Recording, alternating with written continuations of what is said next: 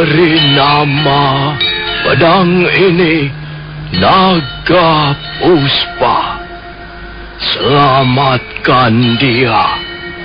Jangan sampai jatuh ke tangan pendekar berwatak jahat.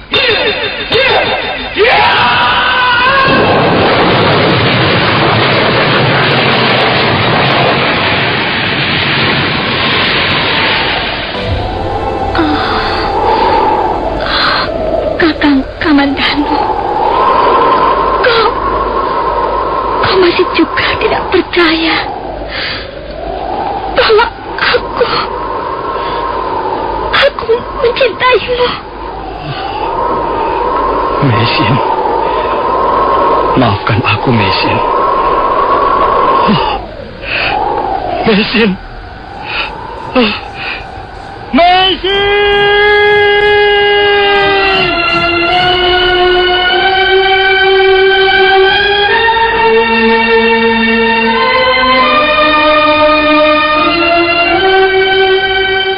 Tutur Tinula.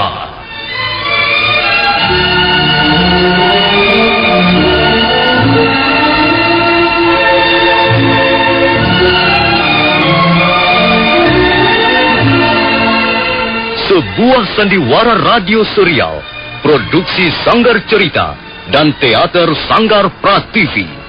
Sebuah kisah dengan latar belakang sejarah runtuhnya Singasari dan berdirinya Kerajaan Majapahit.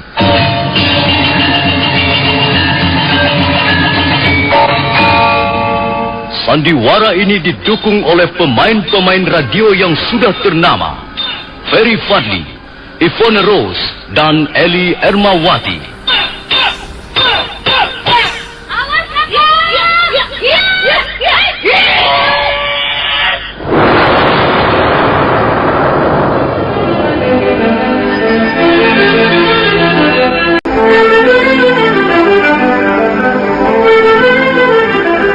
Naskah disusun dan diolah oleh S. Tijab.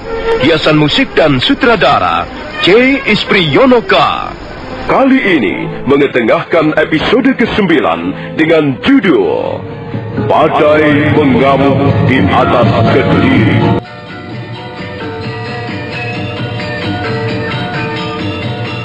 Walaupun jalanan semakin menanjak dan berbahaya, Arya Kamandanu terus memacu kudanya. Sakawuni dengan hati-hati mengikuti di belakangnya. Kabut tipis semakin lama semakin hilang, terkena sengatan matahari yang semakin terang. Arya Kamandanu kelihatan sudah tidak sabar lagi. Dia tinggal memacu kudanya untuk menyeberangi sebuah tebing yang mencorok ke dalam. Di balik tebing itulah terletak gubuknya, yang selama ini ditempati oleh Mesin, Ayu Wandira dan keponakannya, Panji Ketawang. Tiba-tiba Arya Kamandanu menghentikan kudanya di tikungan tebing. Gubuk itu tinggal kurang lebih 30 depal lagi jaraknya. Arya Kamandanu hampir tidak mempercayai apa yang dilihatnya. Gubuk yang dengan susah payah dibangun, sekarang sudah hampir seluruhnya musnah menjadi arang. Tidak. Ada yang telah membakar gubukmu, Kamandanu. Dia telah membakar gubukku. Itu sama saja telah membakar hidupku. Pastilah itu perbuatan Dewi Sambi dan prajurit-prajurit Kediri. Rupanya semalam mereka datang kemari. Dewi Sambi. Wanita iblis itu. Suatu ketika harus membayar hutang-hutangnya padaku. Membayar sampai lunas.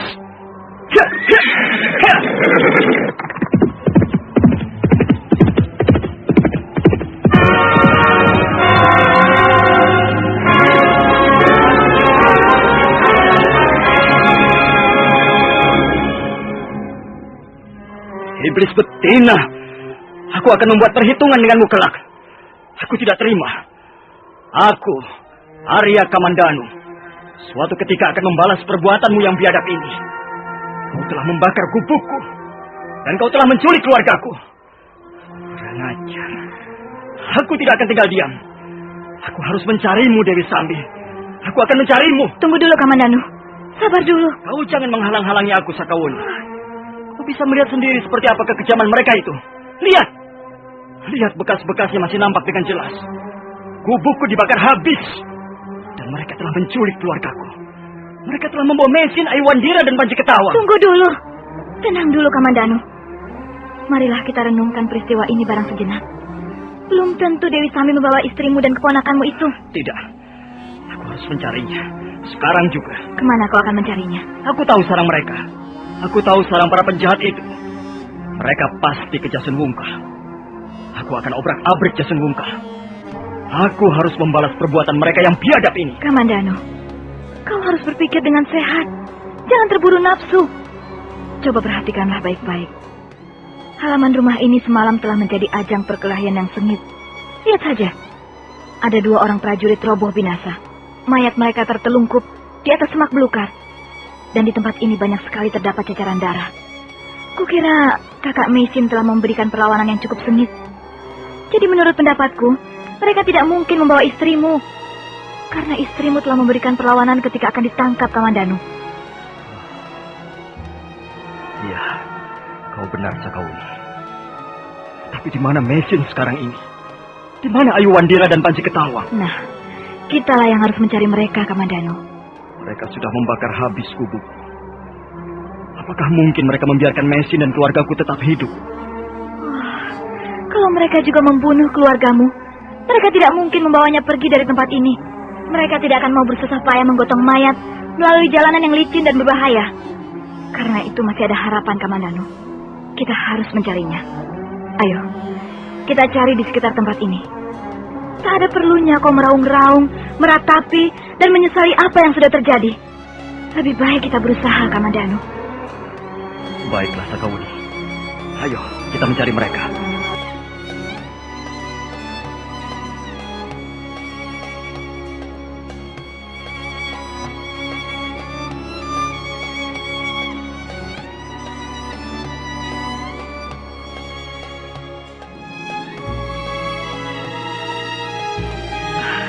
Lihat, Kamandanu.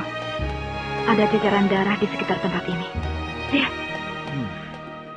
Benar, Sakauni. Perkelahian itu pasti berlangsung sampai di tempat ini. Mungkin semula perkelahian terjadi di tengah halaman sana. Tapi kemudian mereka bergeser sampai ke tempat ini. Kamandanu, apakah jurang itu cukup dalam? Maksudku, jurang yang di bawah itu. Apakah cukup dalam? Aku tidak pernah pergi ke bawah sana. Tapi, ya, cukup dalam juga. Paling tidak sedalam 2 kali pohon bambu. Tapi kita tidak bisa turun, Sakauni. Kecuali kita mengambil jalan memutar, dan itu agak jauh. Tidak apa-apa. Ayo, kita lihat ke bawah jurang sana. Barangkali ada yang bisa kita temukan di sana.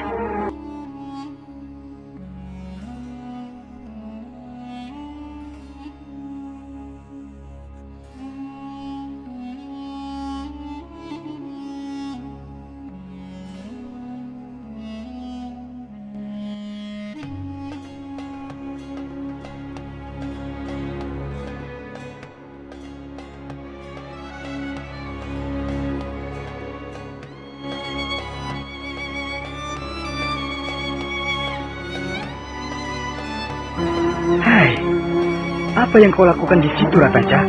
Memetik daun-daunan, Ayah. Lihat, aku dapat banyak sekali. Aduh, daun apa yang kau petik itu? Kau ini bagaimana? Itu salah, bukan yang itu, Ratanca. Daun seperti itu tidak ada gunanya, kecuali untuk menjadi makanan ular. Bukan daun itu yang kumaksudkan.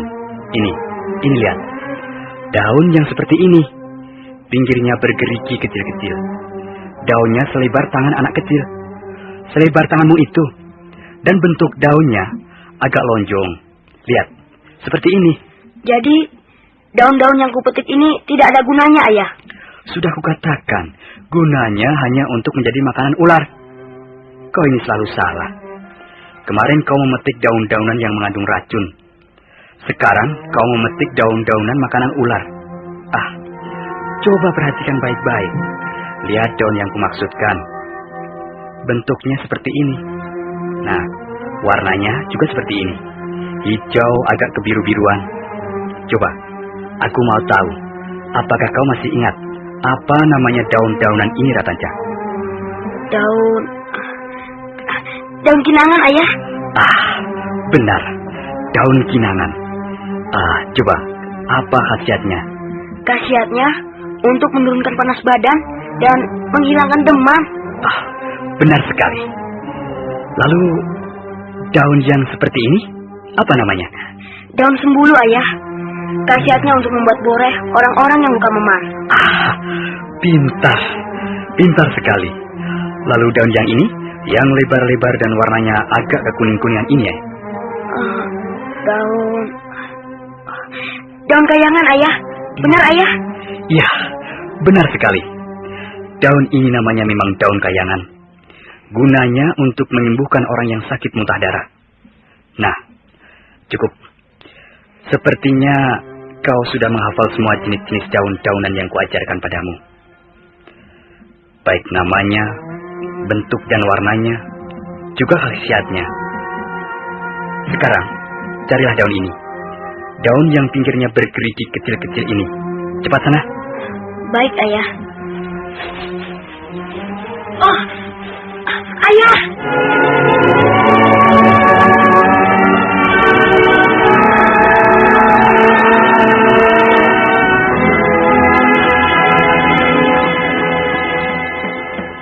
Ada apa, Ratanca? Ada apa? Mengapa kau menjerit? Lihat, Ayah. Lihat.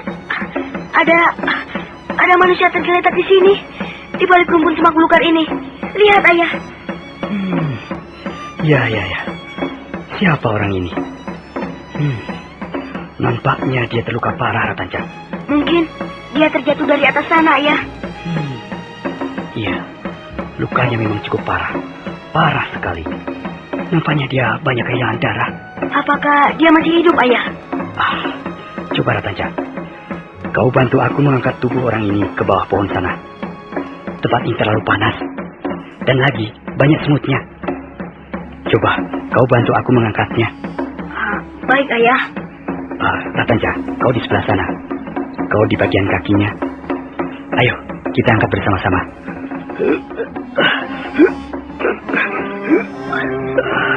Ayo.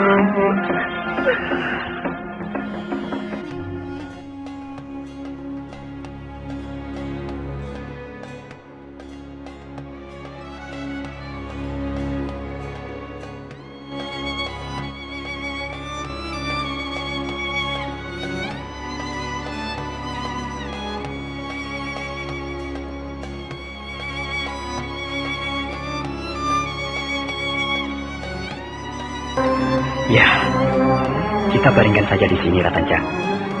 Di bawah pohon ini, tempatnya cukup sejuk.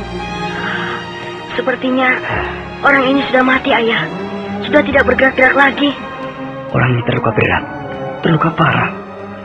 Memang sebentar lalu kelihatannya seperti sudah mati. Coba saja, kau tekan urat-urat di pergelangan tangannya. Sudah tidak ada lagi denyutnya, kan? Kakinya juga sudah dingin, Ayah. Dingin. Dan nampaknya sudah agak kaku. Coba kau diam dulu, Ratanca. Aku akan memeriksanya orang ini. Ya, masih terdengar ada denyut kehidupan jauh di dalam tubuh orang ini. Tapi samar-samar sekali. Denyut itu sangat lemah sekali. Tapi yang penting, denyut itu masih ada. Berarti masih ada harapan. Apakah orang ini masih bisa ditolong, Ayah? Dia terluka parah, Ratanca. Walaupun dia masih hidup, tapi dia terluka parah sekali. Harapan memang masih ada, tapi kecil sekali. Harapannya tipis. Apakah Ayah bermaksud menolong orang ini? Kau ini bagaimana, Ratanca? Sepertinya kau ini tidak tahu siapa ayah angkatmu ini. Wong Yin adalah seorang ahli obat-obatan. Hampir seluruh orang-orang di pantai Pasuruan kenal siapa ayah angkatmu ini. Memang, pekerjaanku adalah menolong sesama hidup. Tentu saja, aku bermaksud menolong orang ini, Ratanca. Tapi kita lihat saja bagaimana nanti. Lihat, Ayah. Ada orang berlari-lari ke arah sini. Lihat, Ayah. Ya. Ayo, kita bersembunyi, Ratanca. Dia pasti sedang mencari orang yang terluka parah ini. Kalau dia menemui kita di sini, bisa terjadi kesalahpahaman. Kita bisa dituduh sebagai orang yang telah membuat dia terluka parah. Ayo cepat, Ratanca. Ayo kita bersembunyi. Baik, Ayah.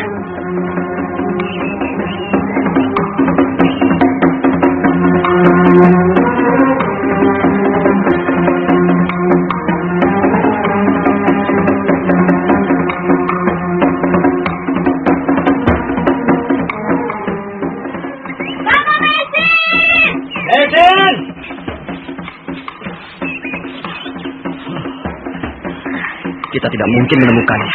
Kita sudah mencarinya ke sana kemari. Kita harus terus mencarinya, Kamandanu. Jangan cepat berputus asa. Kakak Mesin! Mesin! Mesin! Oh, lihat Kamandanu. Ada cecaran darah yang sudah mulai mengering di tempat ini. Ayo, kita ikuti saja cecaran darah ini. Oh, ya Dewa Jagat Batara. Mesin! Benarkah dia itu Mesin? Lihat Sakawuni. Lihat.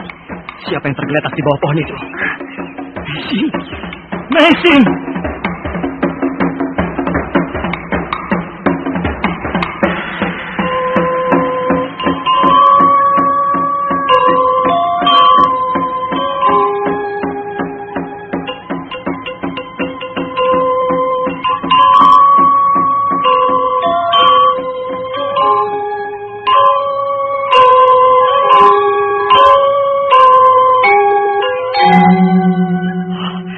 Mesin!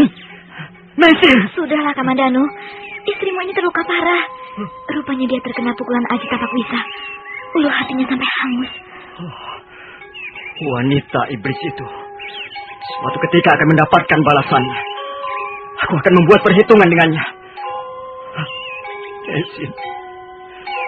Mesin. Dengarlah aku, Mesin. Ini aku, Arya Kamandanu, suamimu. Kau tidak mendengar aku, Mesin? Lihat. Lihat Sakawuni. Dia sadar kembali. Dia sadar kembali. Tenang, Kamandanu. Tenanglah. Biarkan dia sadar sepenuhnya.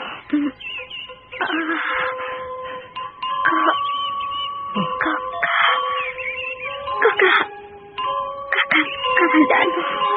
Ya, Mesin. Aku Arya Kamandanu. Aku suamimu. Bukan aku, Mesin. Aku datang terlambat. Kakang Kamandanu. Apakah kau benar-benar mencintaiku? Mesin. Kenapa kau bertanya begitu? Tentu saja aku mencintaimu. Kakang Kamandanu. Apakah kau percaya sekarang bahwa aku pun mencintaimu? Aku telah mengorbankan segala-galanya untuk cintaku ini, kakak. Aku rela menyerahkan nyawaku demi cintaku padamu.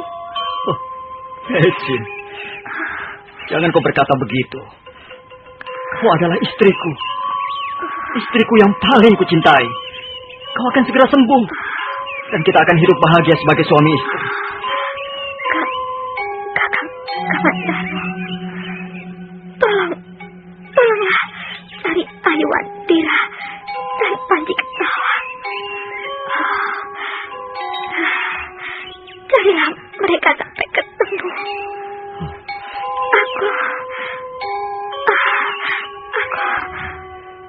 Aku sudah tidak kuat lagi.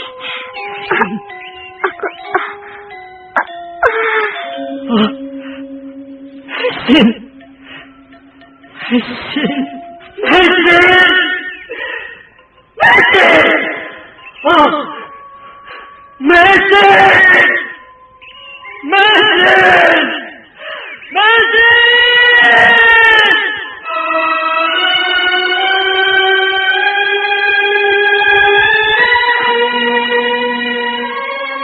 Arya Kamandanu bagaikan orang kesetanan. Dia terus mendekap tubuh Mesin. Dia mendekap tubuh istrinya sambil terus menjerit-jerit sekencang-kencangnya. Kemudian dia bergulung-gulung seperti anak kecil. Sakawuni tidak bisa berbuat apa-apa. Hatinya ikut terbawa oleh suasana kesedihan yang mencekam.